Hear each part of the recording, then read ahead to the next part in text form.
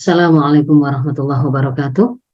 Waalaikumsalam warahmatullahi Warahmatullahi wabarakatuh. Waalaikumsalam warahmatullahi wabarakatuh. Alhamdulillahirabbil alamin. Alhamdulillahilladzi arsala rasulahu bil huda wa dinil haqq liyudhhirahu 'ala dini kullih wa kafa billahi syahida. Asyhadu an la ilaha illallah wa asyhadu anna Muhammadan 'abduhu wa rasuluh. Allahumma shalli 'ala sayyidina Muhammad wa 'ala ali sayyidina Muhammad. Rabbi shrah li sadri wa yassir li amri wa hlul 'uqdatam min lisani yafqahu qawli. Amma ba'd. Alhamdulillahirabbil alamin, ibu-ibu sekalian dari Smart Parent Community ya Bu ya. Iya. Saya tidak salah. Alhamdulillah ya, ini insya Allah pertemuan kedua kita. Saya memenuhi undangan ibu-ibu dari SPG. Insya Allah ini adalah kali kedua. Yang pertama kemarin saya sampaikan tentang overview atau ringkasan ya, review tentang bagaimana prinsip-prinsip pendidikan atau parenting dalam Islam. Nah, hari ini karena minta ada kelanjutan dari yang saya sampaikan sebelumnya, saya menawarkan judul untuk melanjutkan proses belajar kita tentang bagaimana melakukan pendidikan pada anak dengan mengambil satu puzzle lagi, yaitu bagaimana melakukan pendidikan atau pembentukan karakter anak itu yang kuat, yang itu berawal dari rumah. Nah, nanti juga akan ibu-ibu bisa ketahui bagaimana petanya, sehingga nanti juga bisa diketahui di titik mana berarti nanti kita akan menggali lagi, ngaji lagi untuk kemudian melengkapi pemahaman yang kita punya. Ya, jadi saya mendapatkan amanah untuk menyampaikan, sudah terlihat ya Bu ya? PPT saya sudah terlihat kah? Sudah. Ya, sudah terlihat. Ya. Menyampaikan ini, judulnya saya beri judul menguatkan profil Ananda sejak dari rumah. Jadi di sini ada kata kunci profil, nanti sampai melahirkan pada karakter itu, dan kita mau membangun profil yang kokoh, menguatkan, dan itu berawal dari aktivitas pendidikan yang dilakukan di rumah. Nah, ini konten bahasan kita yang akan kita bahas hari ini.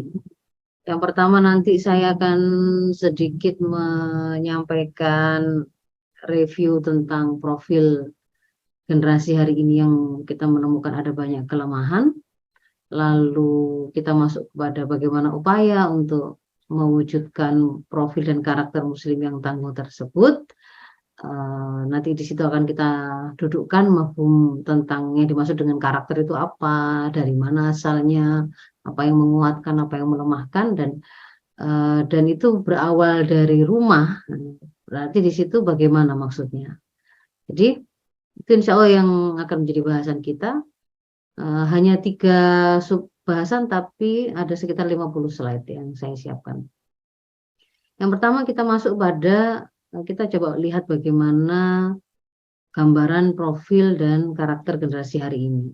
Kalau kita cermati bahwa fenomena yang ada, yang nampak pada generasi kita, itu siapapun hari ini rasanya setuju bahwa ada sebuah fenomena yang menyesakkan dada dan juga membuat kita merasa prihatin, bahkan mungkin juga miris ya, membayangkan bagaimana kemudian kalau generasi yang seperti ini yang kemudian banyak.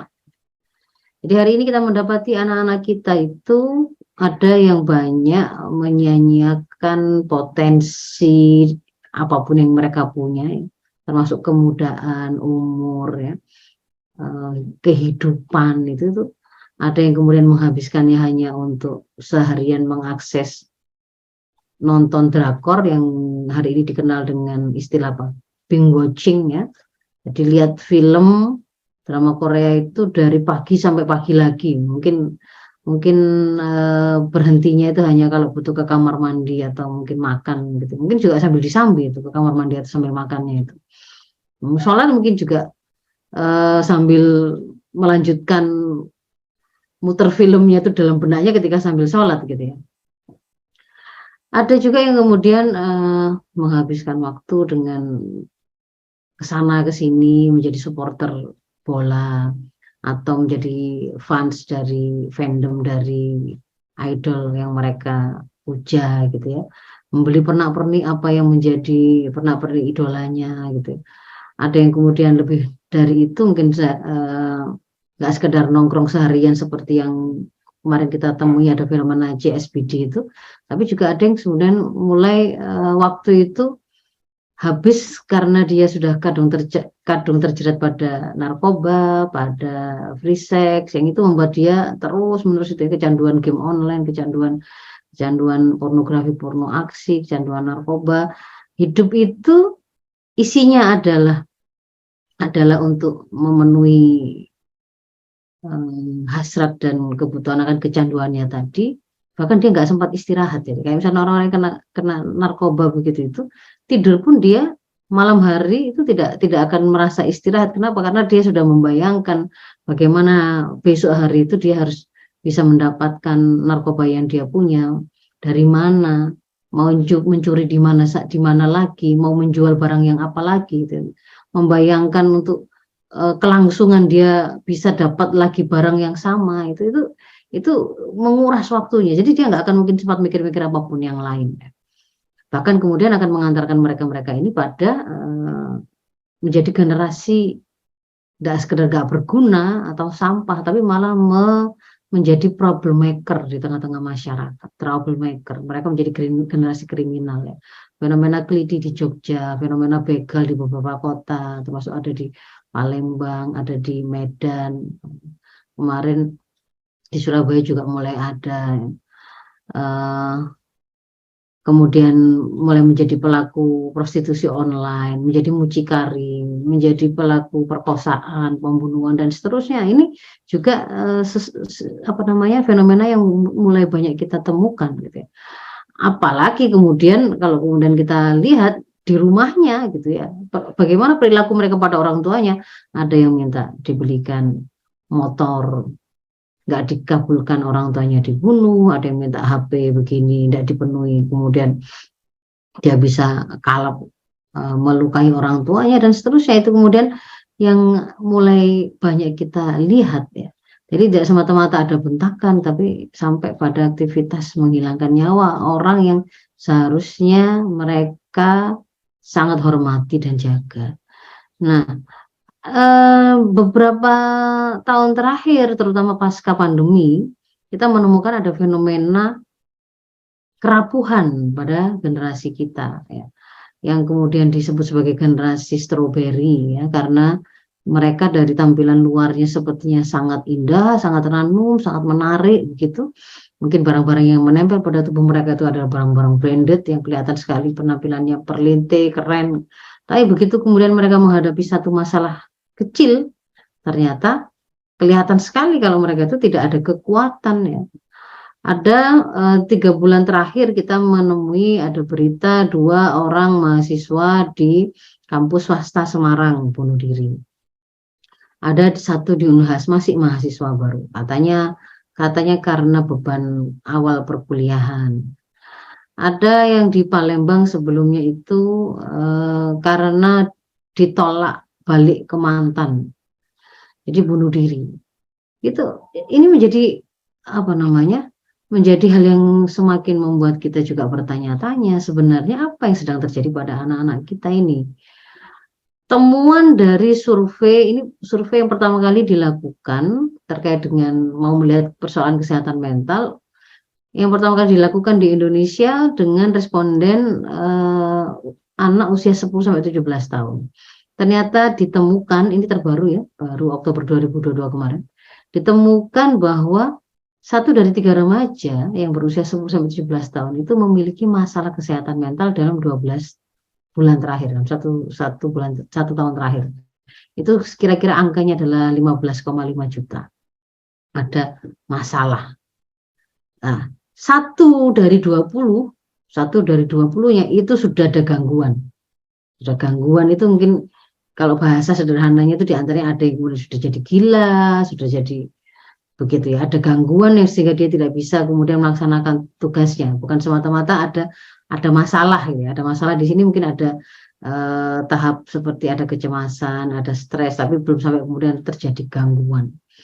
Dan ini yang paling banyak ternyata adalah gangguan cemas kalau yang dari survei tadi, lalu depresi, dan ada gangguan perilaku. Nah, sebelumnya di tahun 2018 itu juga ada riset kesehatan dasar yang dilakukan, didapati hasil yang di tahun itu belum pandemi ya. Dikatakan bahwa lebih dari 19 juta penduduk yang usianya lebih dari 15 tahun itu sudah ada gangguan mental emosional. Dan lebih dari 12 juta penduduk yang usianya lebih dari 15 tahun mengalami depresi. Jadi ternyata sejak 2018 pun angka orang-orang yang ada di tengah-tengah masyarakat kita itu yang mengalami gangguan mental emosional dan depresi itu sudah cukup banyak gitu. Dan di tahun sebelumnya juga bunuh diri itu angkanya sudah di 2016 itu sudah ditemukan setiap harinya 5 orang. Dan mayoritasnya hampir 50%-nya itu adalah usia 10-39 tahun. Jadi ini usia produktif ya. Dari usia SD sampai usia awal berumah tangga atau membangun karir gitu ya biasanya.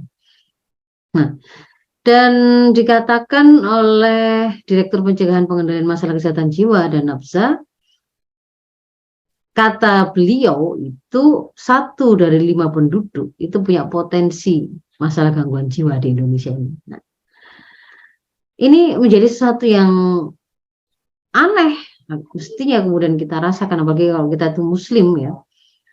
Kenapa kok bisa? Ini kan negeri Muslim terbesar. Mereka juga bukan orang-orang yang tidak beragama, bukan orang ateis gitu ya. Mereka adalah generasi muda Islam. Kenapa kok kemudian mereka ada pada kondisi seperti itu, lemah, bermasalah, menjadi sumber masalah bahkan.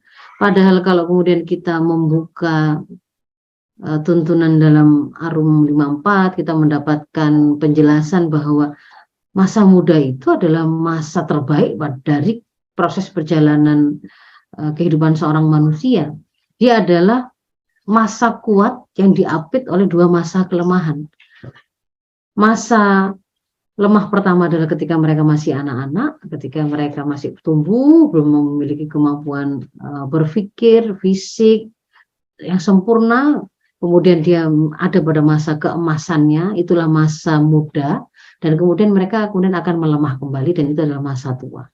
Masa muda itu karena kemudian dia adalah masa emas dari perjalanan hidup manusia, maka kita juga bisa mencermati di peradaban manapun gitu ya.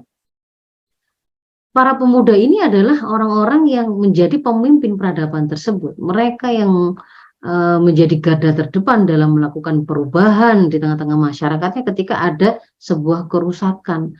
Mereka adalah para pejuangnya, mereka adalah pemimpin perubahannya, mereka adalah bahkan menjadi pengelola urusan masyarakat, kan begitu.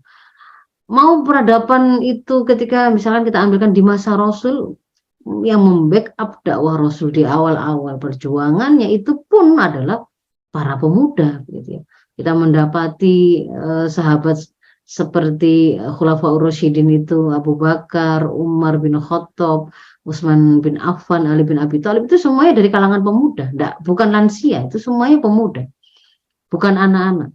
Ali bin Abi Thalib mengenal Islam pada waktu itu memang masih anak-anak. Jadi kemudian beliau menghabiskan usianya mendukung dakwah Rasul itu dalam usia muda. Dan Ali bin Abi Thalib itu dipuji oleh Rasul sebagai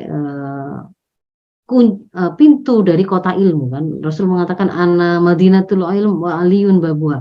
Saya itu kota ilmu, Ali itu pintunya gitu ya. Sebagai sebuah pujian bahwa seorang pemuda bernama Ali bin Abi Thalib ini luar biasa. Dia bahkan ibaratnya jadi the best nyaris di semua lini ya. dalam peperangan iya, dalam keilmuan iya, dalam keberanian iya, dan seterusnya. Ada Anas bin Malik yang juga kita kenal, beliau sejak usia belia ya, diantarkan oleh ibunya yang sangat cinta kepada Rasul, diberikan kepada Rasul untuk kemudian dijadikan sebagai maula yang melayani Rasul sehari-hari. Sehingga dari Anas bin Malik kita kemudian mendapati ada banyak hadis yang diriwayatkan oleh beliau, dan itu juga mencakup kehidupan di dalam area privat kehidupan Rasul. Itu adalah pemuda. Zaid bin Thabit Katibur Rasul yang sangat beliau adalah penulis ya, katib itu penulis surat-surat Rasul kepada para negara-negara yang kemudian didakwai, diseru oleh Rasul untuk masuk Islam, bergabung dengan sistem Islam. Itu ada Zaid bin Thabit. Ada Usama bin Zaid yang 16 tahun sudah memimpin pasukan, dengan di belakangnya itu memimpin para sahabat-sahabat kibar, para sahabat-sahabat yang jauh lebih senior, memimpin ekspedisi militer ke Syam yang saat itu masih dikuasai oleh Romawi, adidaya hari itu, padahal usianya masih 16 tahun.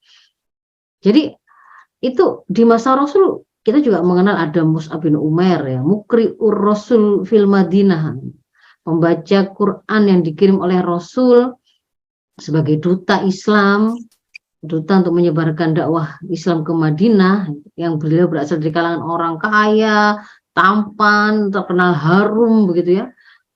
Sebelum masuk Islam itu beliau itu adalah hidup dalam kemewahan, tapi begitu kemudian masuk Islam beliau tinggalkan itu semua.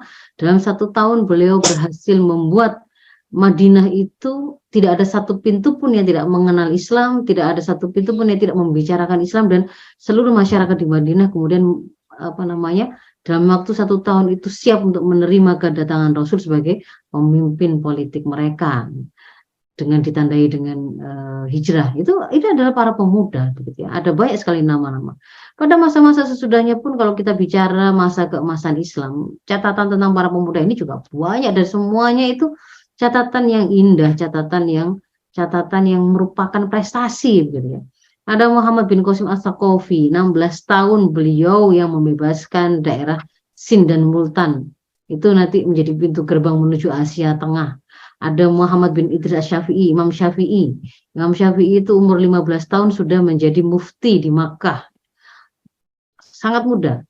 Kemudian ada Abdurrahman Ad-Dakhil yang juga membebaskan dan menyatukan Andalusia yang hampir roboh saat itu pada waktu usia 25 tahun. Ada Muhammad bin Ismail Al-Bukhari, Imam Bukhari, kita mengenalnya. Beliau adalah seorang pemuda yang menghabiskan masa mudanya selama 16 tahun mengembara dari satu kota ke kota, lintas bahkan Asia hingga ke Afrika. Beliau sendiri kan ada di daerah Bukhara, itu daerah Rusia ya. Itu kemudian menghafal hadis, mengumpulkannya dari berguru pada lebih dari 1000 ulama, menghafal ratusan ribu hadis yang kemudian beliau pilih untuk kemudian hanya beliau bukukan saja yang sahih, dan itu kemudian diwariskan ke kita sebagai Sahih Bukhari. Ini adalah mestinya seperti ini para pemuda-pemuda itu. Dan konsep Islam, pemuda-pemuda itu di dalam Islam itu harus terlahir sebagai orang dengan profil pertama adalah ibadullah, hamba Allah ya. Itu seperti yang tercantum di dalam surat Ad-Dariyat 56, wa ma khalaqtul jinna wal insa illa liya'budun. Memang manusia itu diciptakan ya hanya untuk beribadah pada Allah, jadi hamba Allah. Mereka harus juga menjadi generasi yang siap mengelola bumi, sebagaimana Allah jelaskan ketika menciptakan Nabi Adam pertama kali. Wa idh qala rabbuka lil malaikati inni ja'ilun fil ardi khalifah, gitu kan. Beliau menerangkan bahwa ketika mau menciptakan Nabi Adam itu, Allah hendak menciptakan seorang khalifah di muka bumi yang akan mengelola bumi ini sesuai dengan tuntunannya. Mereka haruslah mereka adalah generasi yang terlahir atas fitrah ya, dan harus terpelihara fitrahnya, karena kita diperintahkan untuk menjaga lurusnya fitrah mereka tersebut. Fitrah itu adalah fitrah untuk beriman kepada Allah dan taat kepada aturan yang diberikan oleh Allah. Mereka juga harus menjadi generasi yang tangguh, yang kuat, sebagaimana diterangkan di dalam An-Nisa ayat 9, kita dilarang untuk meninggalkan di belakang kita generasi yang lemah. Mereka juga akan menjadi bagian dari khairu ummah ukhrijat linnas, menjadi generasi terbaik yang dikeluarkan untuk umat manusia ketika mereka menjadi orang-orang yang menjadi pelaku amar ma'ruf nahi mungkar. Jadi namanya pemuda itu ya seperti ini. Mereka generasi pengubah peradaban. Kita bisa melihat bagaimana jahiliyah, kehidupan jahiliyah itu kemudian bisa tersenari dengan Islam itu karena ada para sahabat dengan Rasul sebagai pemimpin mereka yang kemudian mendakwahkan Islam ini siang dan malam. Mereka membangkitkan umat, mereka menjadi pelaksana kemaslahatan masyarakat. Ada yang menjadi ahli persenjataan, ada pertanian, ada yang mengerti tentang ilmu kehutanan, ada tentang kesehatan dan seterusnya. Mereka peninggi bangunan peradaban, mereka penegak kebenaran, mereka juga pengoreksi kemungkaran dan juga memiliki tanggung jawab untuk membangun risalah Islam ke seluruh alam. Nah, bayangkan kalau kemudian potensi yang seperti itu kemudian berkumpul dengan jumlah yang besar. Nah, hari ini di Indonesia kita sedang menghadapi situasi di mana kita sedang mengalami yang namanya bonus demografi. Bonus demografi itu artinya adalah kita menghadapi situasi di mana jumlah populasi penduduk usia produktif, yaitu antara 15 sampai 65, itu jauh lebih besar daripada non-produktif, usia non-produktif, yaitu masih anak-anak atau lansia. Nah, lebih detail lagi, jumlahnya itu adalah terbesarnya itu ada pada generasi X, milenial, dan Z. Itu antara usia-usia seperti saya ini untuk generasi X-nya, lalu generasi milenial itu adalah di bawah kita, anak-anak yang setelah kelahiran 80-an itu, dan kemudian generasi Z, ya, mungkin sekarang masih sekolah, baik mulai dari SMP itu terbesarnya jumlahnya, sekitar bahkan angkanya itu sampai lebih dari 70% dari jumlah penduduk kita yang 275 juta. Jadi angka yang sangat besar. Maka harus kita pastikan generasi Islam itu benar-benar yang jumlahnya besar itu ada pada kondisi idealnya, yaitu profilnya terbangun dan kita hebatkan sebagaimana seharusnya. Semua potensi yang mereka punya itu kemudian terarahkan, terberdayakan di jalan yang benar secara optimal. Tidak boleh kita biarkan kalau generasi kita itu ternyata profilnya itu dilemah atau dirusak, atau mungkin lemah atau rusak, mungkin bahkan kita sendiri yang kemudian malah menjadi bagian dari pihak yang melemahkan atau merusakkan itu. Nggak boleh kemudian kita membuat generasi muda kita tuh karena ketidaktahuannya mereka lalu menyia-nyiakan atau membuang potensi yang mereka miliki untuk hal yang remeh atau sia-sia. Ya, nggak boleh pula kalaupun mereka itu memiliki satu kehebatan itu kemudian ternyata malah dibajak oleh musuh-musuh Islam untuk mempertahankan hegemoni mereka dan justru malah melemahkan Islam. Nah, bagaimana kemudian caranya?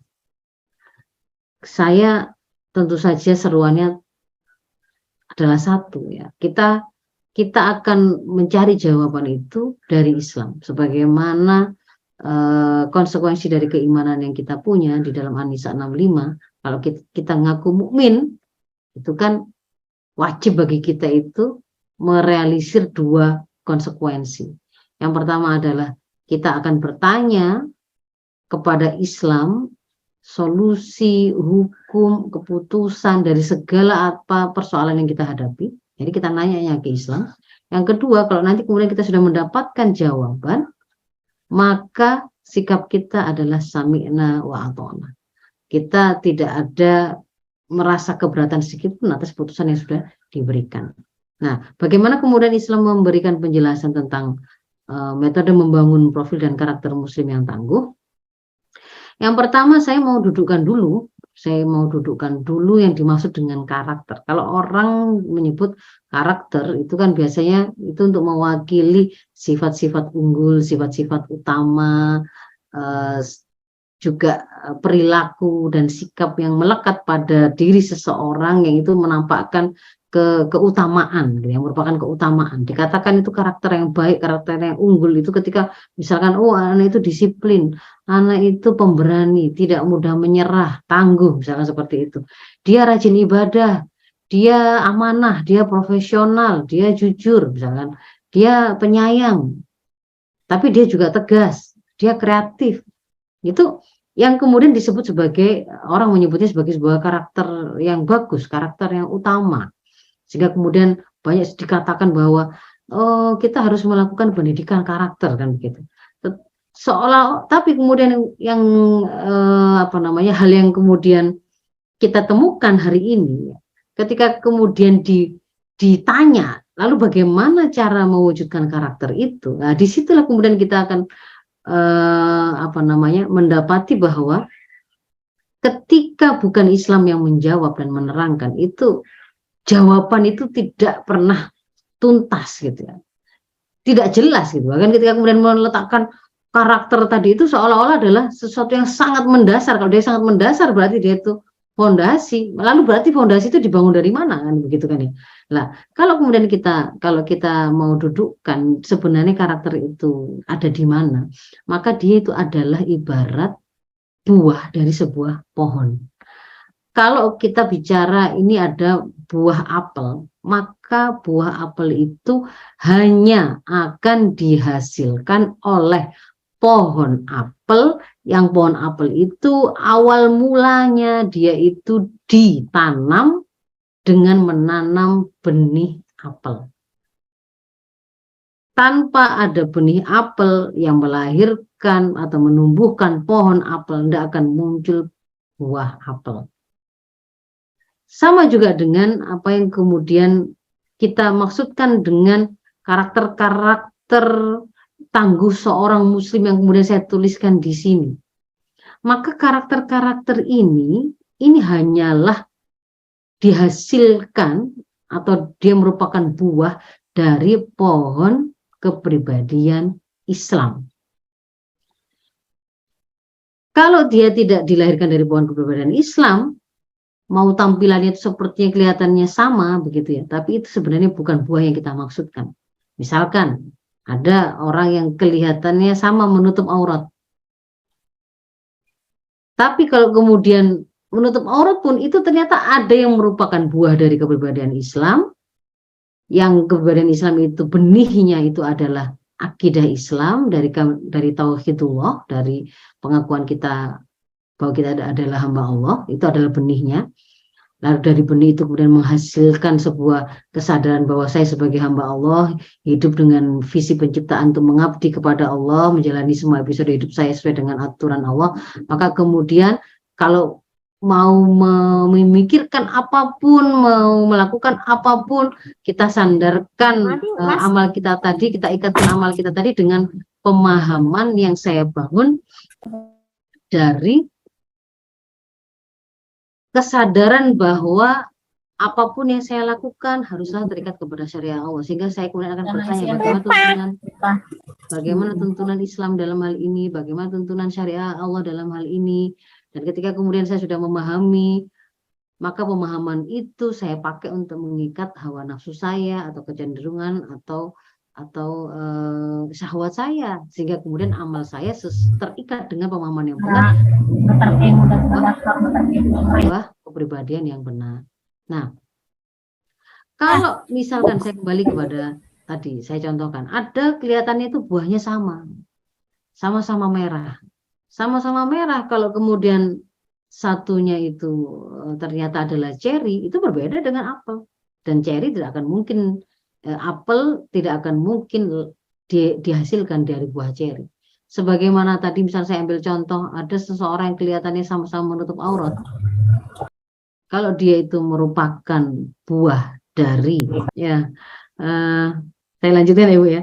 Jadi kalau misalkan kemudian tadi ya menutup aurat tadi itu, hari ini kita lihat ada yang itu karena kesadaran bahwa ya kenapa kok saya menutup aurat? Karena itu merupakan perintah Allah terkait dengan tuntunan bagaimana berpakaian saya. Kenapa kok saya melakukan itu? Karena saya adalah hamba Allah. Karena saya adalah hamba Allah, maka saya harus menjalani episode hidup saya sesuai dengan aturan Allah, dan diantaranya adalah ketika saya berpakaian.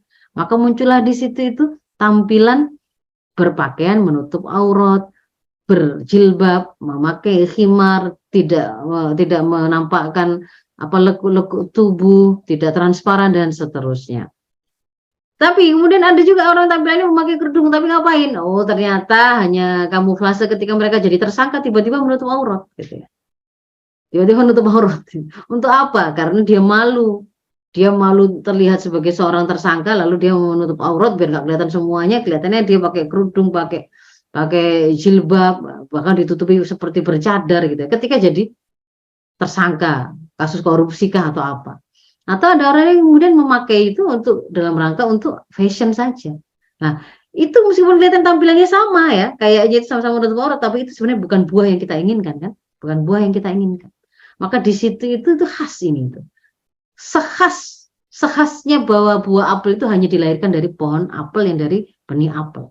Sama seperti itu. Maka karakter-karakter yang seperti ini, anak-anak muslim itu kemudian dia itu pasti harusnya itu mengenal Tuhannya, mengenal Allah, dia sholatnya itu kencang, dia mendekat kepada Al-Quran, dia berusaha menguasai bahasanya, dia adalah anak yang kalau dengan orang tua itu birrul walidain, kalimatnya santun, dia ifah, menjaga dirinya, tidak terlibat dalam zina, dia tidak merusak akalnya, tidak terkena narkoba ataupun alkohol, karena dia paham itu tidak boleh, gitu.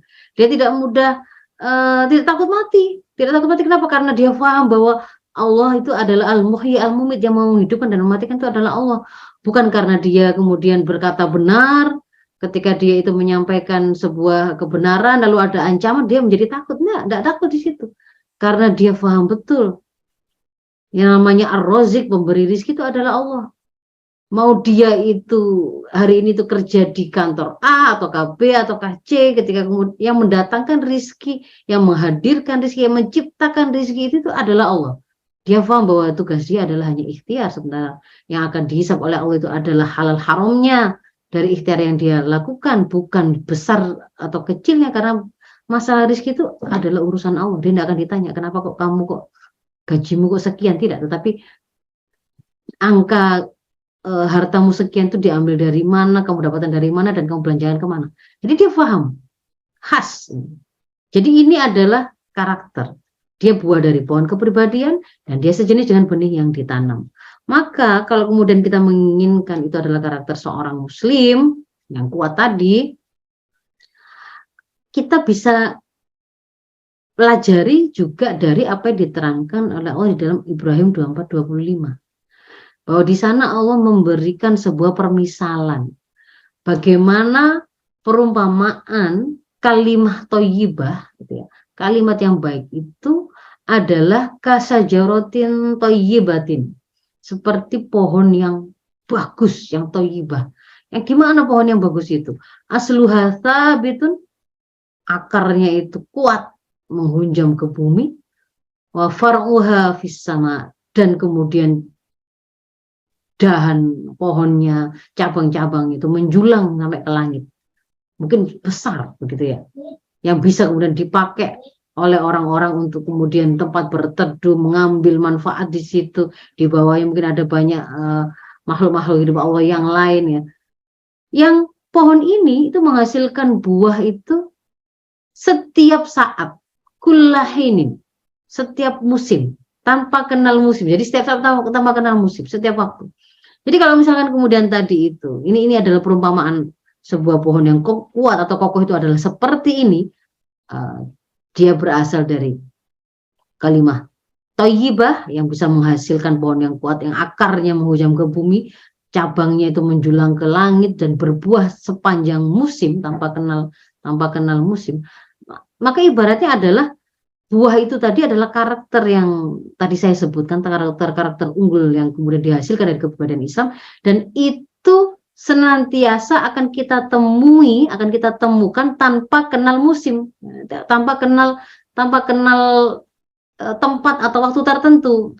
Misalkan dia itu rajin sholat 5 waktu pada waktu di pondok, waktu di rumah, waktu liburan, enggak gitu. Kalau memang terbangun pohonnya, gitu ya, sampai menghasilkan buah itu akan dihasilkan sepanjang musim. Dia akan menjadi profil yang bermanfaat. Dia akan tetap istiqomah mau dia masih menjadi anak kuliah, anak sekolah, anak kuliah, atau bahkan kemudian nanti dia sudah dewasa, menikah, punya anak. Kalau kemudian memang pohon ini tidak terbangun, pohon kepribadian Islam yang tadi saya sampaikan, maka buah tadi, karakter unggul tadi itu akan kita temukan terus. Jadi bisa dipahami ya. Itu yang dimaksud dengan karakter itu begitu. Yang dimaksud dengan profil itu adalah ini, gitu ya. Pohon kepribadian itu adalah ini bentukannya. Nah, bagaimana proses, bagaimana sebuah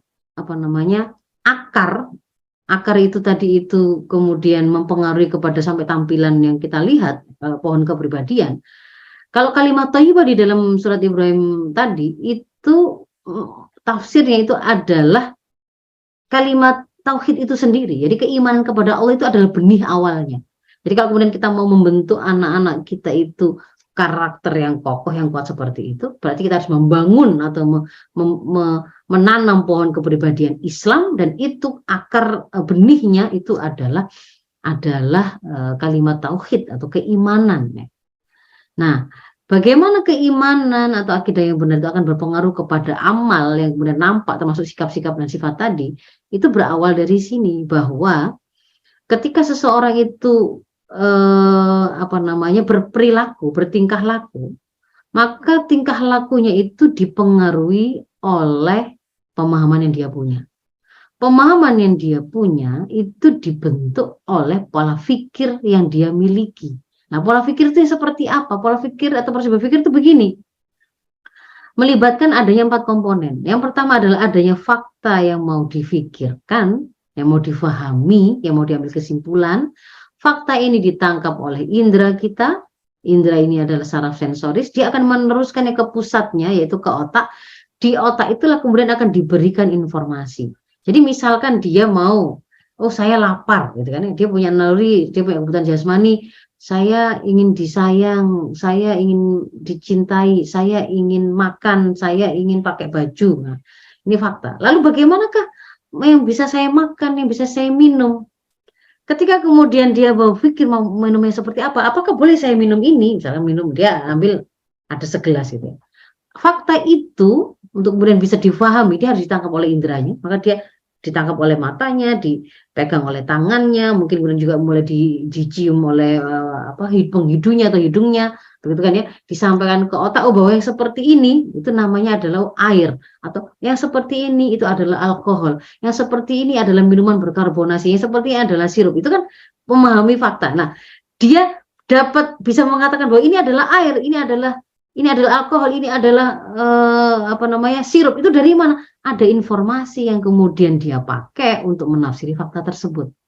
Nah, kalau kemudian hal-hal itu hanya seputar terkait memahami hakikat benda, apa adanya benda tersebut, ini rasanya kayak gimana, itu bisa langsung kita rasakan, oh ini manis, dikasih label namanya, ini namanya manis, ini namanya asin. Tetapi kalau kemudian kita hendak memahami sesuatu itu di luar jangkauan akal untuk memahaminya, yaitu dalam hal apakah ini sesuatu yang baik ataukah buruk, apakah ini sesuatu yang terpuji ataukah tercela, itu kita membutuhkan sebuah informasi yang itu diberikan oleh pencipta kita, yaitu melalui wahyu. Karena kalau kemudian kita mengatakan sesuatu itu baik ataukah buruk, kalau manusia akan cenderung melihat baik dan buruk itu berdasarkan apa yang nampak saja. Bisa jadi satu saat dia itu mengira terlambat naik pesawat itu, wah ini sesuatu yang buruk, sangat merugikan, saya akan kehilangan proyek sekian juta, sekian ratus juta gara-gara keterlambatan ini tadi. Tetapi ketika kemudian sekian menit sesudahnya dia tahu pesawat yang dia ketinggalan tadi ternyata meledak di atas, dia langsung merubah kesimpulannya bahwa ternyata ini adalah sesuatu yang menguntungkan, ini adalah sesuatu kebaikan, saya terlambat itu kebaikan, gitu. Sama juga dengan ketika orang itu disuruh memahami apakah zina itu baik ataukah buruk, LGBT itu baik ataukah buruk, terpuji atau tercela, itu dia tidak akan mampu kecuali kemudian dia diberikan informasi. Nah, informasi yang kemudian kita pakai untuk menafsiri fakta apapun yang itu berkaitan dengan bagaimana kita menjalani hidup terkait dengan halal haram, baik buruk, terpuji tercela, apakah akan mengantarkan kita kepada keridhaan Allah ataukah akan mengantarkan pada kemurkaan Allah, itu akan mengantarkan kepada surga atau neraka Allah. itu sangat ditentukan oleh akidah yang kita miliki. Kalau jawabannya benar, akidahnya benar, maka jawabannya, informasinya akan benar, sehingga jawabannya akan benar. Pola pikir benar, ya, informasi yang benar akan membentuk pola pikir yang benar, kan dia akhirnya bisa menjawab dengan benar kan. Kalau kamu Muslim, ya, saya mau minum, memahami bahwa hakikat dirinya, kamu ada penciptanya, bukan sekadar makhluk yang muncul dengan sendirinya dengan tiba-tiba seperti sulapan begitu, tapi ada penciptanya. Penciptamu itu siapa? Penciptamu adalah Allah. Itu kan kemudian ada informasi-informasi yang diberikan. Nah, termasuk kemudian bahwa minum khamr itu ternyata adalah haram, salat itu adalah wajib, berzina itu adalah terlarang, dan seterusnya. Itu informasi itu ketika kemudian dimiliki oleh seseorang dan dipakai untuk mengikat fakta apapun yang mau dia pahami. Saya mau bergaul, gimana sih caranya? Boleh nggak sih saya itu mojok berdua? Boleh nggak sih saya itu pacaran? Boleh nggak sih saya zina? Itu kan ketika kemudian fakta tersebut itu sudah ditangkap, diikat dengan informasi yang benar, maka dia akan menghasilkan pemahaman yang benar.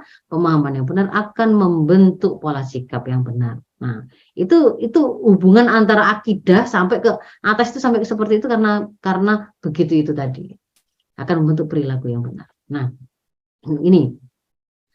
Jadi ketika kemudian di sini ini akidah atau imannya tadi itu sudah benar, maka dia akan menentukan bagaimana cara seseorang menjalani kehidupan di dunia ini, akan mempengaruhi pola pikirnya, dan pola pikir yang benar akan membentuk pemahaman yang benar, yaitu pemahaman Islami, akan mengikat hawa nafsunya sehingga menjadi pola sikap yang Islami, dan akan lahir di atasnya buah-buah karakter yang seperti ini yang akan kita temukan. Dia akan menjadi anak yang tangguh, dia khalifatullah fil ard, ya, khairu ummah, dia tidak takut lapar, tidak takut mati, dan seterusnya. Dan inilah yang kemudian kita sebut sebagai karakter individu muslim yang tangguh dan kuat itu. Dan ini disiapkan, bukan muncul dengan sendirinya, ini disiapkan, dibentuk, ditanam sebagaimana pohon tadi harus ditanam dari benihnya, lalu dijaga sejak awal, gitu ya. Jadi di sini melalui proses pengasuhan dan pendidikan sesuai tahapannya. Kalau benih itu masih barusan mengeluarkan kecambahnya, tapi kemudian kita siram dengan air yang berlebihan, ya dia langsung membusuk, langsung mati kan begitu. Sama dengan ini tadi. Kalau kemudian kita membesarkan anak kita itu kemudian tidak sesuai dengan tahapan tumbuh kembangnya, juga akan rusak. Jadi kemarin sudah saya terangkan tentang bagaimana mendidik berbasis usia. Jadi untuk kuat itu, karena manusia itu memiliki potensi, baik kebutuhan fisik, dia berarti butuh makan, minum, istirahat, oksigen dan seterusnya gitu ya, butuh gula, butuh gizi dan seterusnya, yang itu akan membentuk otot-ototnya, akan membentuk tulangnya, membentuk otaknya, membentuk apa saja fisiknya. Kalau ini kemudian juga nggak dipenuhi, ya kan lemah, dia akan lemah.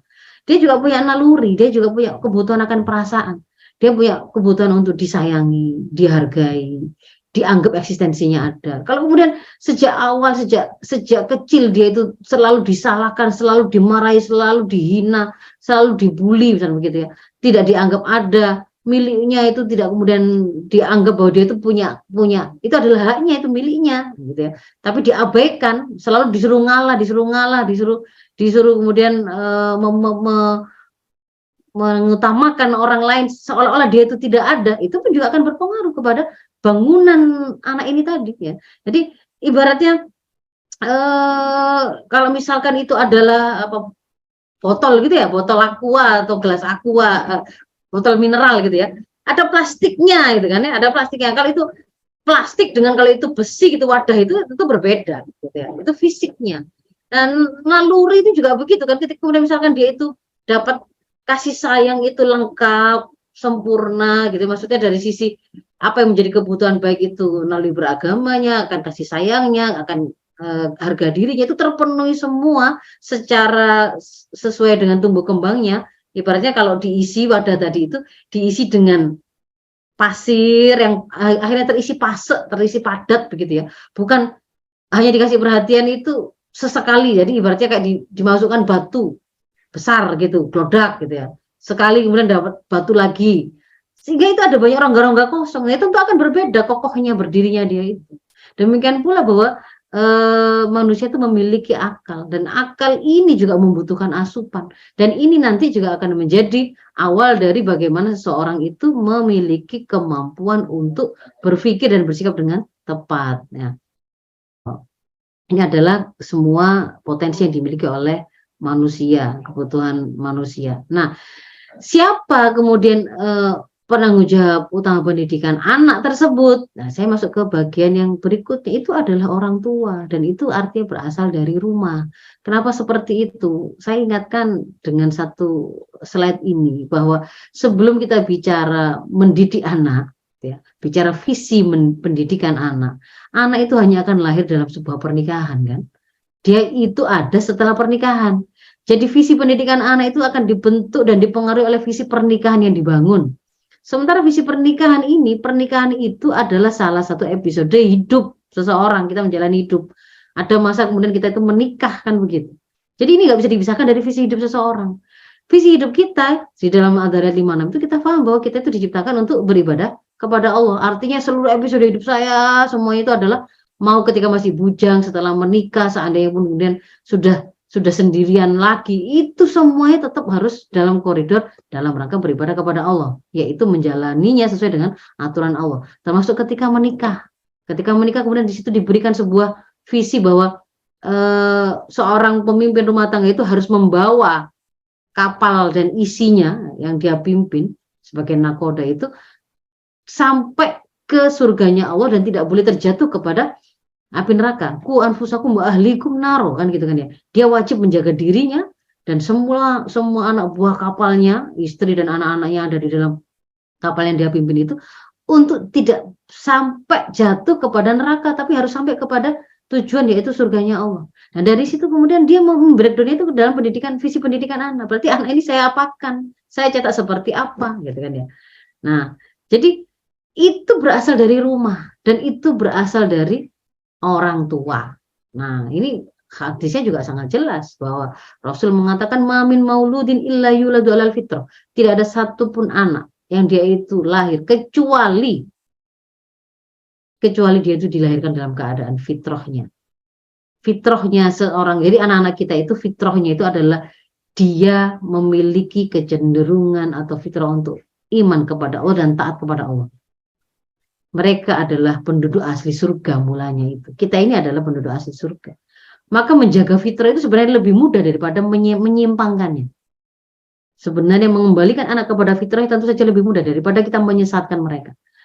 Dan Allah kemudian melalui Rasul yang memberikan sebuah penjelasan. Fa'abawahu yuhawidani wa yunasironi wa yumajisani. Dan kedua orang tuanya lah yang akan membentuk dan membuat anak yang mulanya terlahir fitrah itu bisa jadi seorang Yahudi, bisa jadi seorang Nasrani, bisa jadi seorang Majusi. Maka di sini ada fa'abawahu, orang tuanya. Maka dia menjadi penanggung jawab utama pendidikan anak. Dan terutama dalam hal ini lebih spesifik lagi, siapa yang memimpin gitu. Orang tua ini siapa? Kedua-duanya sama persis kah? Itu ternyata kemudian kita mendapatkan penjelasan ar-rijalu qawwamuna 'alan nisa. Para bapak itu adalah pemimpin dari kaum perempuan, para istri dan anak-anaknya. Maka kalau dia itu adalah, para bapak ini adalah pemimpinnya, berarti dia adalah penanggung jawab utamanya. Karena tidak mungkin ada pemimpin kok hanya menjadi figuran, menjadi second player ya, pemain cadangan gitu misalkan. Nggak usah terlibat dalam pendidikan juga nggak apa-apa. Itu nggak mungkin. Karena dia adalah pemimpin, maka dia adalah penanggung jawab utamanya. Bahkan kalau kemudian kita membuka bagaimana Al-Quran itu bercerita tentang dialog antara anak dengan orang tua, ini ada tesis yang judulnya adalah Hiwarul Aba Ma'al Abna fil Qur'anil Karim wa tatbiqatuhu at-tarbawiyah. Dialog antara orang tua dengan anak di dalam Al-Quran dan aplikasinya dalam pendidikan. Nah, dia ini yaitu Sarah binti Halil bin Tahillawah Al-Mutiri, dia yang menulis itu menghitung semua dialog yang terjadi antara orang tua dengan anak di dalam Al-Quran. Lalu dia menemukan ternyata dialog terbanyak itu adalah yang dilakukan oleh ayah dengan anaknya. Ada 14 kali. Sementara dialog ibu dengan anaknya itu 2 kali. Dan ada penyebutan dialog tanpa disebut siapa yang sedang berbicara sedang berdialog itu adalah 1 kali. Jadi di sini ternyata Al-Quran mencatat yang paling banyak berbicara dengan anak itu ada para bapak. Bahkan ayat yang berisi nasihat panjang yang dikatakan sebagai nasihat yang itu jadi rujukan untuk pendidikan anak, yaitu di surat Luqman, itu adalah nasihat seorang ayah yang solih. Ya, dia bukan nabi ya, Luqmanul Hakim itu seorang hamba Allah yang solih. Jadi dia bukan nabi. Dan dia kemudian nasihatnya kepada anaknya itu diabadikan dalam surat Luqman itu dengan panjang gitu. Nah, kalau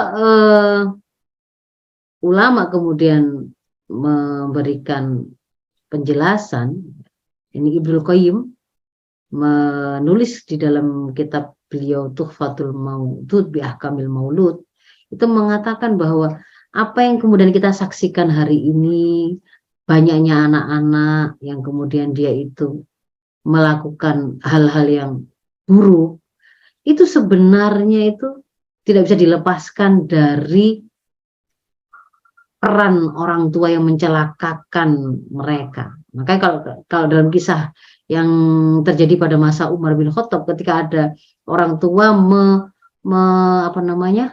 mengadukan anaknya yang dianggap sebagai anak durhaka, itu kan ternyata justru kemudian sang anak kan menanyakan apakah memang kemudian anak itu tidak memiliki hak atas ayahnya, apa hak anak atas ayahnya.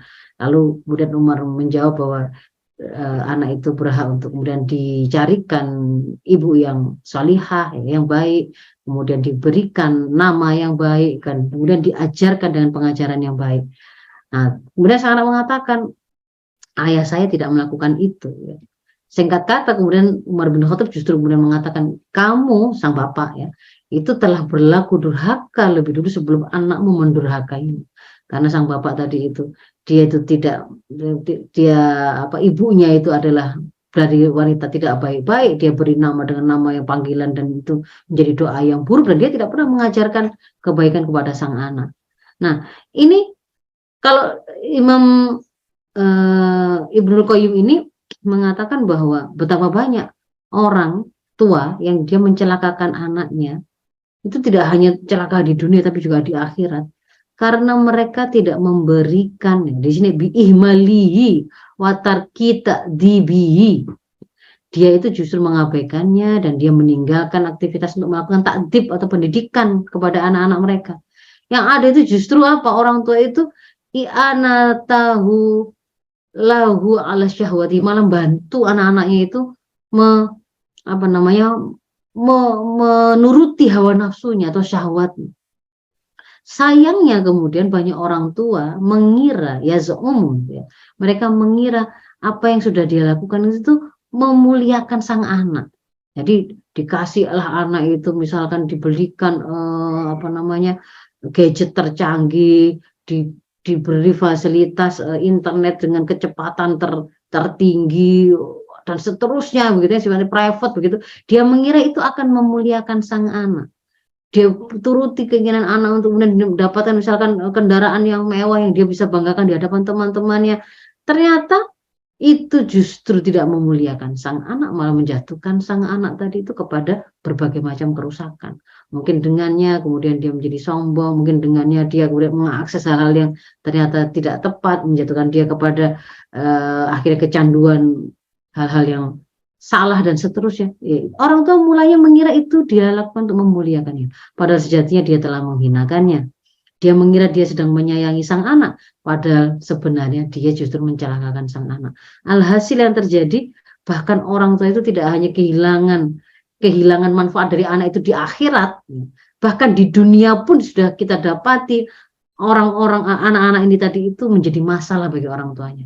Dan itu disimpulkan di belakang kalimat ini oleh Ibnu Qayyim ini dengan mengatakan, dan itu semua ra'aita amma tahu min kibalil aba, itu semua kamu lihat umumnya terjadi itu awalnya berasal dari para ayah. Nah, maka berawal dari rumah ini kita harus kembalikan keluarga muslim itu harus bisa menjadi peletak dasar kepribadian generasi. Ini harus kita kokohkan. Keluarga muslim itu harus jadi keluarga yang harmonis, sakinah, mawaddah, warahmah. Kepemimpinan para ayahnya itu harus kuat di situ. Tidak boleh ada fatherless, tidak boleh ada anak itu sebenarnya tidak yatim, dia punya ayah tapi seolah-olah yatim karena sang bapak tidak pernah terlibat dalam pengasuhan anaknya. Para ibu juga tidak boleh menghancurkan kepemimpinan para suaminya ini, tidak boleh merongrongnya, tidak boleh merusaknya, tidak boleh meremehkannya. Karena itu sangat dibutuhkan nanti untuk berjalannya rumah tangganya tadi. Para ibu juga tidak bisa melaksanakan tanggung jawabnya untuk melakukan pendidikan pada anak kalau dia masih punya masalah dengan suaminya. Bahkan kalau kemudian kita buka penjelasan Al-Quran terkait dengan bagaimana peran perempuan itu, memang yang paling banyak itu bicara tentang peran sebagai istri. Dan memang kalau kita bicara keberadaan anak itu kan lahir setelah pernikahan kan. Jadi amanah menjadi ibu itu ya setelah seorang perempuan tadi itu menjadi seorang istri, dan itu menambah amanah baru. Jadi bukan menghapuskan. Bukan kalau dia sudah jadi ibu berarti amanah sebagai istri itu menjadi hilang. Dan itu yang kemudian akhirnya ketika tidak dipenuhi akan menjadi masalah. Dia akhirnya juga kesulitan mendidik anak-anaknya, sementara keluarganya juga berantakan karena dia tidak melaksanakan peran sebagai istrinya. Begitu. Jadi di sini harus dikembalikan. Peran sebagai marbatul bait juga harus dikembalikan. Segala pelalaian yang kemudian sempat kita lakukan karena ternyata kemarin itu karena terpengaruh oleh ide feminis, para ibu memandang para suami itu adalah seperti pesaingnya, hebat-hebatan, mana yang lebih berjasa, sehingga kemudian berhitung tentang tugas domestik itu dianggap kemudian sebagai sesuatu yang tidak layak dilakukan karena tidak menghasilkan nilai materi, tidak ada prestisenya, begitu, tidak ada prestisenya, membuat dia cenderung untuk mengabaikan, akhirnya yang jadi korban sang anak gitu. Dan ini harus segera ditaubati kalau memang ada yang seperti itu. Nah, dan karena ini pendidikan ini adalah berasal dari rumah itu artinya dia sekolah pertamanya, berarti guru-guru pertamanya ya memang bapak dan ibunya. Nah, ibaratnya di situ kalau pemimpinnya adalah para bapak, berarti bapak itu adalah kepala sekolahnya. Kepala sekolah itu memang wajib menciptakan lingkungan yang kondusif di sekolah itu agar para guru juga bisa mengajar dengan tenang. Berarti di situ memang sang ibu itu memang harus kemudian dipenuhi kebutuhan akan kasih sayangnya, nafkahnya, perhatiannya, memang harus seperti itu. Dan itu memang menjadi bagian yang disyariatkan begitu. Dan kita untuk kemudian bisa menjadi guru-guru yang berpengaruh kepada anak-anak kita bisa belajar dari ini adalah 1, 2, 3 ini adalah kayak peribahasa atau kata mutiara Arab ya. Yang ibrohnya itu pelajaran di baliknya juga sangat bagus gitu ya. Jadi yang pertama, untuk bisa menjadi orang yang berpengaruh itu, an-nasu atba'a man ghalaba. Biasanya manusia itu akan mengikuti orang yang lebih dominan, lebih kuat, lebih solih, lebih pintar, lebih banyak jasanya pada dia, lebih hebat. Maka kalau kita menginginkan anak kita itu mengikuti kebaikan yang kita lakukan, kesolihan, kita ingin anak kita itu menjadi anak yang solih, maka kita harus menjadi orang yang lebih solih dari anak-anak kita, lebih baik dari anak-anak kita, lebih mengerti daripada anak-anak kita, lebih pemberani dari anak kita, dan seterusnya. Karena orang itu akan pada umumnya akan mengikuti siapa yang kemudian dianggap lebih dari dirinya. Itu alami itu. Anak-anak kita saja kalau dia itu bermain dengan sesama seumurannya, ketika ada di antara mereka itu ada yang memiliki kemampuan komunikasi lebih fasih, lebih jelas menyampaikan maksud pikirannya, dia juga lebih banyak pengetahuan untuk kemudian dia usulkan ke teman-temannya, dia akan menjadi seseorang yang lebih didengar oleh teman-temannya. Itu memang seperti itu. Orang yang berilmu itu akan kemudian lebih diikuti oleh orang-orang yang mereka tidak memiliki ilmu. Nah, yang kedua, aslih nafsaka yasluh lakan nas. Kalau kita ingin orang lain itu jadi baik gitu ya. Orang lain itu jadi baik, apa yang kemudian dia lakukan kepada kita itu juga baik. Artinya misalkan saya ingin anak saya itu nurut sama saya ingin anak saya itu juga berbakti pada saya, anak saya itu kemudian santun pada saya. Maka awali itu dari aslih nafsak, perbaiki dirimu dulu. Maka orang lain itu akan berbuat baik padamu. Itu akan dikembalikan oleh Allah kepadamu dalam bentuk kebaikan juga. Sebagaimana Allah juga mengatakan wa may ya'mal mithqala dzarrah ya khairan yarah wa may ya'mal mithqala dzarratin syarran yarah. Mau sekecil apapun keburukan kita lakukan pasti akan balik ke kita. Mau sekecil apapun kebaikan itu kita lakukan juga akan kembali kepada kita. Maka kalau kita ingin anak kita itu jadi baik, anak kita itu melakukan kebaikan, kita harus menjadi orang yang menjadi contoh dan teladankan kebaikan itu. Kita juga menjadi orang yang berusaha memperbaiki diri terus sehingga anak itu tadi juga kemudian akan mengembalikannya itu kepada kita dalam bentuk kebaikan. Nah, yang ketiga, qimatul mar'i biqadri ma yuhsinuhu. Nilai seseorang itu juga sangat ditentukan oleh seberapa banyak kebaikan yang bisa ia kerjakan. Semakin bermanfaat dia, semakin banyak dia menebar kebaikan, maka akan semakin tinggi nilainya, akan semakin mulia. Rasul sendiri juga mengatakan khairun nas anfa'uhum linnas. Manusia yang paling baik di antara manusia ya. Di antara kalian siapa yang paling baik? Siapa yang paling baik di antara manusia itu adalah yang paling banyak memberikan manfaat kepada manusia yang lain. Nah, jadi kalau kita itu ingin menjadi guru yang berpengaruh, orang tua yang berpengaruh, maka harus jadi yang paling soleh, bisa jadi teladan dalam kebaikan untuk anak-anak kita. Dan kita itu kemudian semakin banyak yang kita lakukan akan semakin mengokohkan posisi kita, mengokohkan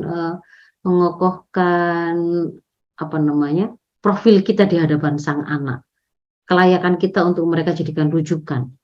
Termasuk juga kalimat-kalimat kita supaya kemudian ini menjadi kalimat yang berat, itu kita diajarkan untuk sholat malam dan menjaga lisan dari hal-hal yang diharamkan. Maka itu akan membuat lisan kita itu, apa yang kita sampaikan itu akan berat. Jadi kita sampaikan nasihat itu akan terasa oleh anak, itu akan berpengaruh gitu.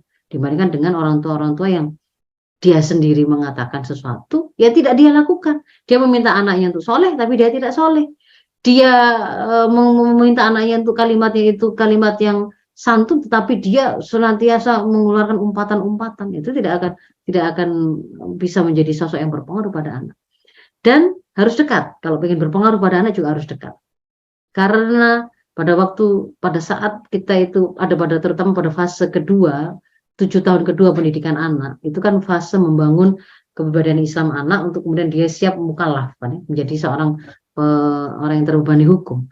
Itu pasti dibutuhkan ketegasan, karena kalau Imam Ali mengatakan perlakukan anak usia 7 tahun pertama kan seperti raja, 7 tahun kedua seperti tawanan, 7 tahun ketiga seperti teman baik atau wazir.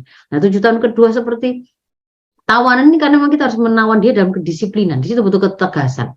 Ketegasan itu meniscayakan kita untuk memiliki kedekatan. Karena kalau kita tidak dekat pada anak, kita tidak akan bisa tegas, tidak akan berani tegas. Kalau kita itu tidak dekat dengan anak, kita mau meluruskan kesalahan yang dia lakukan dengan bahasa yang jelas, lugas, kita akan kesulitan. Bahkan berapa banyak orang tua yang kemudian akhirnya anak itu sudah sampai zina, sudah sampai pacaran, nggak karu-karuan, dia bahkan tidak sanggup untuk melarang anaknya jangan pulang malam, tidak bisa. Kenapa? Karena dia keluh, karena dia tidak ada kedekatan. Ngapain ngelarang-larang, selama ini juga nggak pernah ngasih perhatian. Nanti kalau kemudian saya kasih nasihat, dia pasti mengiranya saya benci padanya. Apalagi kemudian sampai saya marah, dia pasti langsung minggat. Karena dia tidak yakin bahwa dia itu dekat. Ketika dia tidak memiliki kedekatan, dia tidak akan sanggup tegas pada anaknya. Maka perhatikan momentum kedekatan ini. Karena nanti ini harus kita manfaatkan supaya tidak terlewat. Membangun kedekatan itu ada momentumnya. Anak-anak itu akan berjalan gitu ya.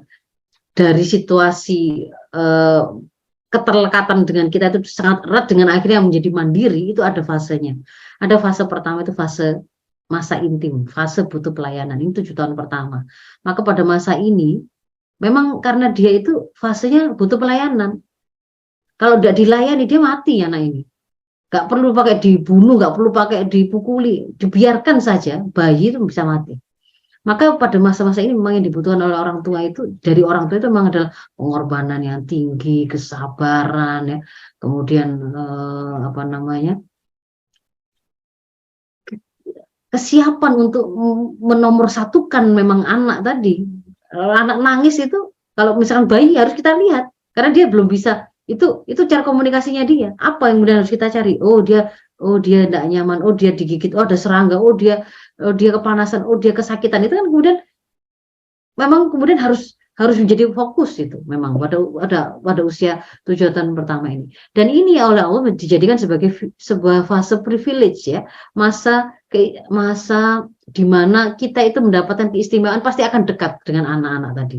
Orang tua itu secara alami mesti menjadi orang yang paling dekat dengan anak karena mereka adalah orang yang memberikan layanan itu. Tapi kalau kemudian ada orang tua yang melepaskan masa ini diberikan kepada orang lain, ya orang lain tadi yang akan dekat dengan anak. Pada saat ini sebenarnya anak itu pasti nempel terus ini. Gak pakai kita desain pun dia itu akan senang ada bersama dengan kita. Karena memang dia sangat menikmati itu. Ini fase intim. Lalu nanti dia akan masuk kepada masa 7 tahun berikutnya, itu masa kritis, masa membangun kepribadian, masa di tahun dan kedisiplinan. Di sini anak-anak itu mulai mumayyiz sehingga sudah bisa diperkenalkan sekolah formal. Dia akan mulai dengan kesibukan-kesibukan dengan aktivitas sekolah, lingkungan baru, guru baru, teman baru, ada ilmu pengetahuan baru, ada sosok-sosok teladan-teladan baru. Dia mulai pemahaman mulai lengkap, maka dia mulai membanding-bandingkan, oh orang tuanya temanku itu loh ya enak ya, dia kayaknya sangat sayang pada anaknya, guru saya ini lebih baik dari ibu saya, dan seterusnya itu mulai ada di sini. Ya, ada kalanya kemudian ketika dia mulai melihat bahwa wah kayaknya ibu saya ini, orang tua saya ini itu gak sayang, ada rasa sakit hati, ada kecewa, dia mulai menjaga jarak. Ini masa kritis, masa di tahun dalam kedisiplinan. Kalau kita tidak terbangun kedekatan di awal, mau mendisiplinkan di sini akan terasa sangat susah. Lalu yang berikutnya anak itu akan semakin dewasa, 7 tahun ketiga itu sudah masa dia sudah mukallaf.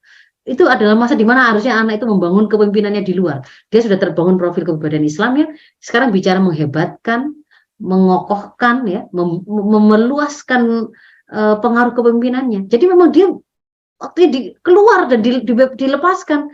Hari ini karena banyak orang tua yang melepaskan usia 7 tahun pertama nggak dekat dengan dia, 7 tahun kedua juga tidak dia gunakan untuk menanamkan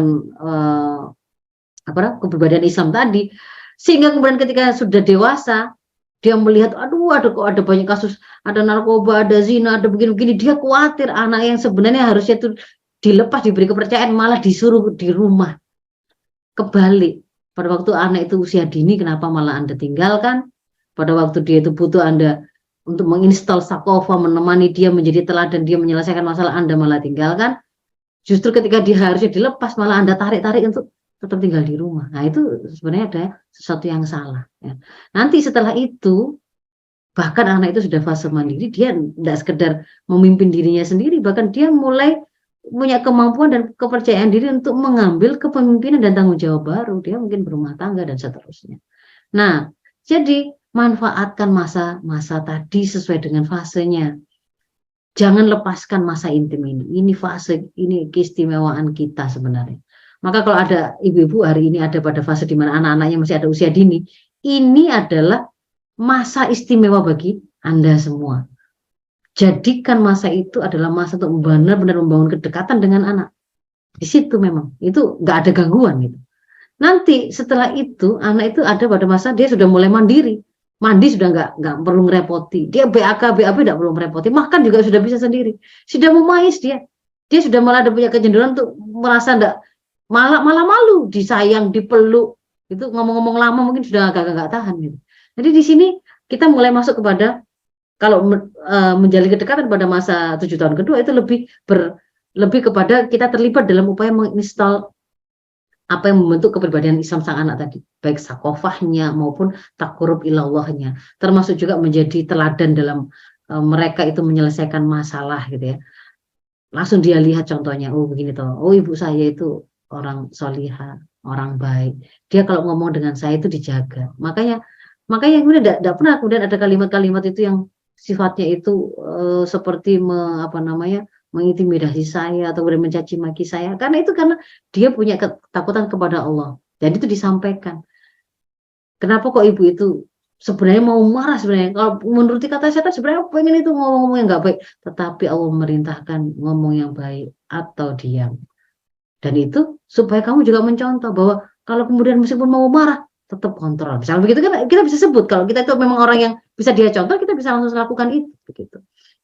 Nah, jadi kalau kemudian sudah berikutnya ya tinggal kita menjalin koneksi dengan doa dan seterusnya. Kalau sudah anak itu sudah luar kota, sudah besar, sudah terinstal pemahaman sakofah dengan kuat ya, dasar Islam sudah terbangun, itu kita tinggal melanjutkan meneruskan proses pengawasannya, tapi tidak serumit dan sedetil sebelumnya. Ini sudah jadi wazir, seperti anak kepercayaan, teman kepercayaan.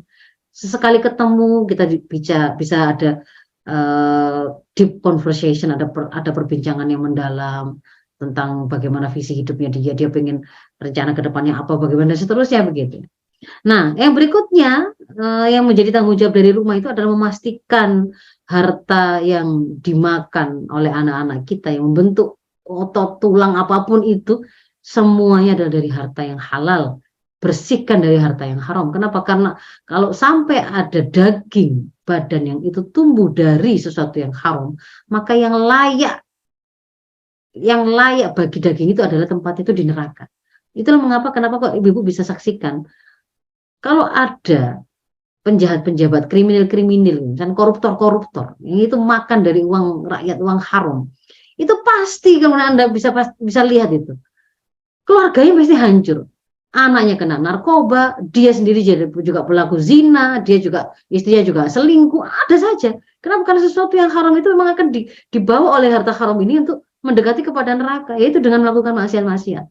Maka bersihkan itu agar anak-anak kita terjaga. Yang berikutnya, kita paham bahwa mendidik anak tadi itu butuh ilmu, begitu kan ya. Maka tidak bisa jadi bapak dan ibu kalau kemudian kita tidak kulaan atau mencari modal untuk kemudian bisa menyampaikan dan mengajarkan kepada anak-anak kita. Dan ingat, pemberian terbaik orang tua kepada anaknya itu adalah pendidikan kepada anaknya. Warisan yang terbaik yang ditinggalkan oleh orang tuanya. Warisan kan berarti setelah orang tua meninggal, itu adalah kesolihannya. Karena kalau dia meninggalkan kesolihan dari orang tua tadi, dia jadi orang tua yang solih, dia meninggal, kesolihan tadi itu bahkan bisa dikembalikan oleh Allah itu kepada kita, itu kepada anak-anak kita, anak cucu keturunan kita, itu dalam bentuk penjagaan yang dia lakukan gitu, karena kesolihan kita.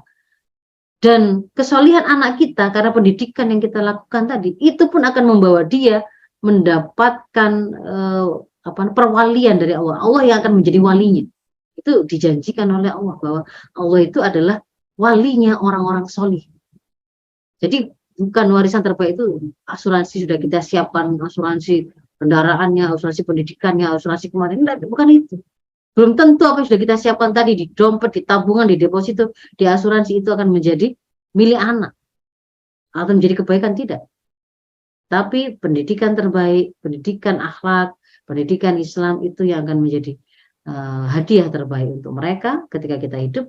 Dan warisan yang terbaik untuk mereka adalah kita meninggalkan mereka dalam keadaan solid dan kita adalah orang tua yang solid.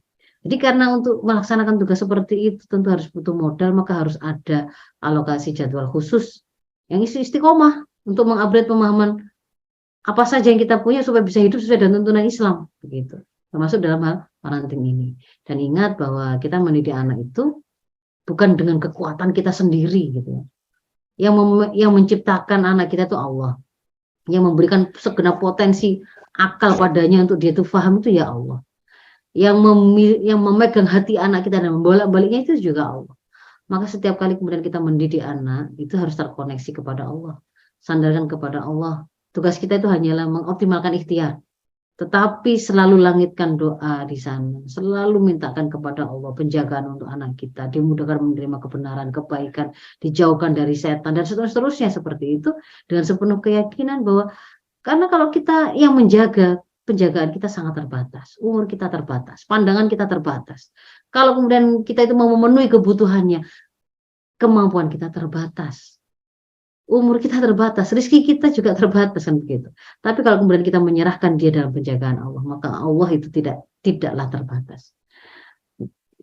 Dan selain dari rumah, sudah selesai, kita juga membutuhkan adanya lingkungan yang kondusif, ibu-ibu. Jadi kalau tadi untuk membentuk profil kepribadian Islam yang akan menghasilkan karakter Muslim yang kokoh tadi itu ternyata membutuhkan harus ada akidah yang kuat, kemudian menerangkan kepada anak-anak kita bahwa akidah tersebut kalau kamu Muslim berarti kamu harus hidup sesuai dengan aturan Islam, lalu kemudian kita lengkapi pemahaman, dengan menginstal sakofa yang dia butuhkan, pemahaman-pemahaman Islam, pengetahuan tentang fikih, pengetahuan tentang bagaimana menjalani hidup sesuai dengan aturan Islam, semakin lengkap, maka itu akan semakin menuntun dia hidup dalam tuntunan, tidak akan membuat dia tersesat, gitu, tidak akan membuat dia jatuh ke dalam keharaman. Ditambah dengan upaya kita untuk mendekatkan dia kepada Allah, maka ini akan semakin bagus tumbuh kembangnya pohon ini tuh kalau dia ada pada tanah yang kondusif, yang tidak ada polusinya, udaranya juga tidak ada polusinya, kan begitu kan ya. Itu adalah masyarakat yang kondusif, yang di sana tidak ada hal-hal yang merusaknya. Dan di dalam Islam, masyarakat kondusif itu di antara penjagaannya adalah di dalamnya terjadi amar ma'ruf nahi munkar. Maka berarti kita juga harus terlibat di dalam aktivitas amar ma'ruf nahi munkar tadi. Seperti ini tadi, hari ini juga bisa jadi kita mengkaji ilmu, tetapi habis ini karena kita tahu sesuatu, suatu saat kita menemukan ada kemungkaran, kita bisa mengingatkan. Itu bagian dari upaya kita mewujudkan lingkungan kondusif untuk anak kita. Nah, bagaimana masyarakat yang menjadi sekolah besar anak ini menjadi kondusif, itu sebenarnya sangat dibentuk dan ditentukan oleh kebijakan apa yang diterapkan di tengah-tengah masyarakat. Karena seperti ini gambarannya Ibu. Ya. Masyarakat itu bukan sekedar sekumpulan individu. Dia adalah sekumpulan individu yang dia berinteraksi terus-menerus. Interaksi itu hanya akan terjadi kalau dia itu punya kesamaan persepsi. Ada yang beli gula, ada yang menjual gula. Karena sama-sama punya persepsi gula itu halal untuk diperjualbelikan. Kalau satu memahami itu halal, satunya haram, tidak akan terjadi interaksi. Jadi ada interaksi karena ada kesamaan persepsi. Kesamaan persepsi ini akan berpengaruh pada kesamaan perasaan yang dia punya. Kalau satu memahami bahwa pencurian itu haram, zina itu haram, maka dia pun akan memiliki perasaan, saya tidak mau kalau sampai harta saya ada yang mencuri, ataupun ada di masyarakat ini terjadi pencurian, saya tidak suka. Ini masalah rasa ridho tidak ridho juga dipengaruhi oleh pemahaman atau persepsi yang dia punya tadi.